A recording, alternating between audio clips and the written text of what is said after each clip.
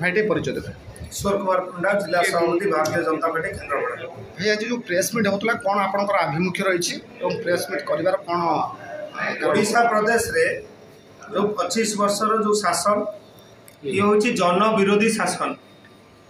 एथिरे आपण देखंतु ये सरकार महिला विरोधी, कृषक विरोधी एवं युव विरोधी एवं जो आदरणीय प्रधानमंत्री जो गरीब कल्याण योजना जो अनुदान दौरान तादरे भी हिताधिकारी वंचित होती ये गरीब विरोधी सरकार। एथिरे आपण देखंतु आज ओडिशा प्रदेश रे केन्द्रापड़ा जिले में हजार हजार युवक जाइए दादन खटुचंदी बाहर। आज निजुक्तिर सुजोग ना।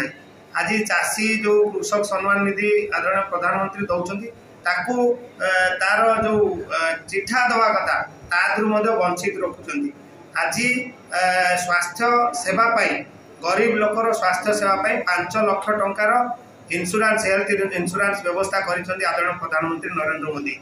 आज ओडिशा प्रदेश रे ओडिशा सरकार ताकू लागू करूना। तेणु ये गोटे गरीब विरोधी जन विरोधी सरकार।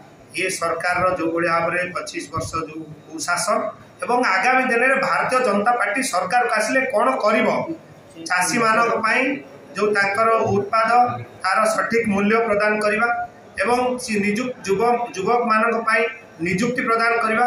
शिक्षा क्षेत्र में जो भाव में एठी केन्द्रापड़ा उच्च शिक्षा कौन व्यवस्था ना। एठी यूनिवर्सिटी ना। एठी आम अनेक समय दाबी उठे आसु मेडिकल कॉलेज रो दाबी उठे आसु सी ना। आज एठी आदरणीय आमर राष्ट्रीय उपसभापति बैजयंत पंडा उद्यम एठी रेल गड़िला आज 5 वर्ष होगला कौन शिल्प प्रतिष्ठा हो पारा ना। आज पर्यटन क्षेत्र में आपण सिद्ध बलदेव जी पाख मुख्य रास्ताटे ना। आज तोरणटे ना। आज एठी जो भितरकनिका अभयारण्य रही सी आज अवहेलित। आज ना पर्यटन विकास हो पारा ना शिल्पर विकास हो पारा ना एठी गमनागमन विकास हो पारा। आज महाकालपड़ा अंचल आज सबुठारु अधिक घाट जदि थाए ओडिशा प्रदेश रे ताले से महाकालपड़ा अच्छी पोलटे निर्माण हो पारनी। रास्ता घाटर अनेक समस्या रही। एठी जो कोल्ड स्टोरेज निर्माण हवा कथा गोटे भी कोल्ड स्टोरेज एठी नाही।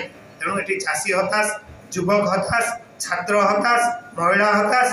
महिला मान हजार हजार कोटी टंका आज स्वावलंबन होगापी महिला माने स्वावलंबी होगापी महिला मंडल को पठाउला बेले तार सठिक विनियोग हो पारुनी।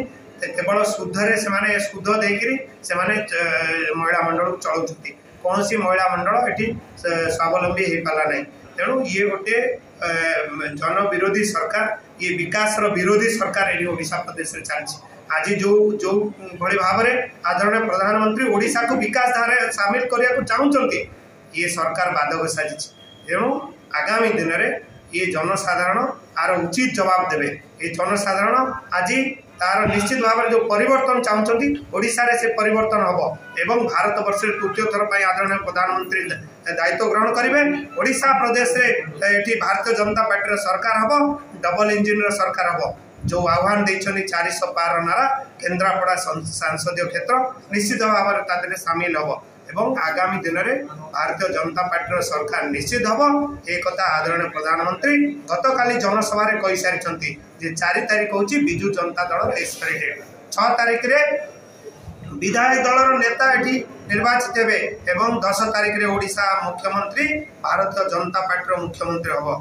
तेणु ये लोक मान ये जो कथा आदरणीय प्रधानमंत्री कहते ये हूँ जनसाधारण कथा। जनसाधारण परिवर्तन चाहते निश्चित भाव में परिवर्तन।